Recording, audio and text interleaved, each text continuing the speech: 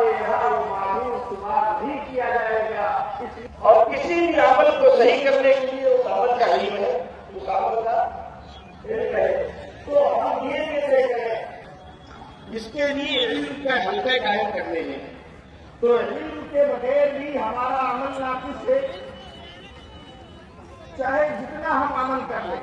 اگر علم نہیں ہے تو ہر وقت اسی طریقے سے ہمیں ذکر کرنا ہے، اس لیے کہ کہیں توازن کی جگہ پہ ہمارے دل کے اندر علم نہ پیدا ہونے لگے، بڑکپن نہ پیدا ہونے لگے. بتایا اگر تہجد پڑھنے والے کو نہ پڑھنے والے سے حقارت دل میں پیدا ہوگی تو خطرے میں. اپنے آپ کو اچھا سمجھنا، بڑا سمجھنا، یہ اپنے آپ کو خطرے میں ڈالنا ہے. اور ساری گمراہی کے راستوں سے ذکر ہم کو روکے گا، ذکر ہم کو روکے گا. اور ذکر ہی کے ذریعے اللہ کی مدد آئے گی.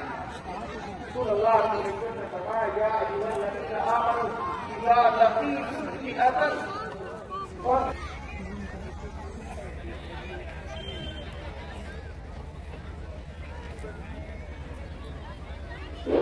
3:40 پر اذان ہوگی اور 4 بجے جماعت ہوگی. 4 بجے جماعت ہوگی.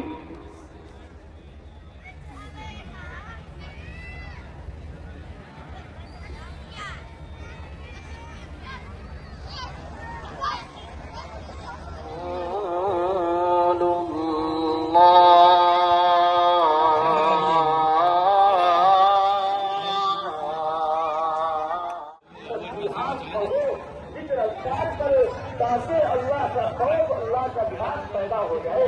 صرف تصویر پڑھنا مقصود نہیں ہے، اس تصویر کے ذریعے اللہ کے خوف اور اللہ کے دھیان کو دل کے اندر اتروانا ہے، دل کے اندر بیٹھانا ہے. اس لیے فرمایا ایک دن ہر مسئلوں کا حل اللہ سے یہ مانگے. آپ لوگوں دورے نبوی ہے، حضور اکرم صلی اللہ علیہ وسلم کا زمانہ ہے، اور ایک عورت کے شوہر نے اس کو ایسا جملہ کہہ دیا جس سے اس زمانے میں بیویوں کو طلاق واقع ہو. اس عورت نے اپنے شوہر سے شکایت نہیں کیا جیسے آج ہوتا ہے.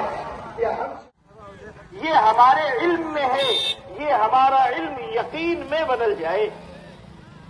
اس لیے کہ علم برائے علم کچھ نہیں ہے جب تک اس علم کا یقین اندر نہ اترے. اگر کسی کام کو، کسی چیز کو سمجھایا جائے اور اس پر یہ خبر کے گھر نہیں ہو، یہ دھوکہ لگ گیا وہ اپنے بیٹے کو آج بنا دیا کوئی صاحب، یہ نہیں. اگر ایک آدمی مال والا نہیں ہے، اس پر حج فرض نہیں ہے، تو حج کا علم بھی اس پر فرض نہیں. ایک آدمی مال نہیں ہے تو زکات کا علم نہ فرض ہے، نہ زکات کا علم فرض ہے. جس پر جو عمل فرض ہوگا اس عمل کا علم اس پر فرض ہوگا. اب نماز ہم پر فرض ہے، روزہ ہم پر فرض ہے، حج ہم پر فرض ہے، تو نماز، روزہ اور حج کا علم سیکھنا یہ بھی ہم پر فرض ہے، یہ بھی ہم پر. ہاں، اس لیے